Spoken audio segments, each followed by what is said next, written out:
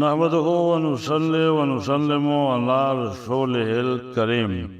سوال یہ ہے کہ کیا مسلمان زندہ ہوتے ہوئے اپنے لیے کفن خرید کر رکھ سکتا ہے اور اس پر قرآنی آیات یا مقدس نام وغیرہ لکھ سکتا ہے، اور کفن اچھے سے اچھا لون یا صرف لٹھے کا ہونا چاہیے؟ کفن اپنے لیے، ماں باپ، بہن بھائی کے لیے لے سکتا ہے یا نہیں؟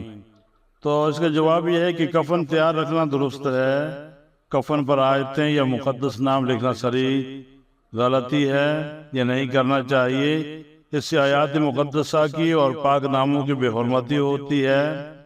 مرنے والا جس قسم کی کپڑے زندگی میں جمعہ اور عیدین کے لیے پہنا کرتا تھا، اور عورت اپنے میکے جانے کے لیے جیسے کپڑے پہنا کرتی تھی، اس معیار کے کپڑے کفن میں استعمال کرنے چاہیے، مگر حکم یہ ہے کہ میت کو سفید رنگ کے کپڑے میں کفن دیا جائے۔ اس لیے عام طور سے سفید لٹھے کا کفن استعمال کیا جاتا ہے۔ واللہ اعلم بالصواب۔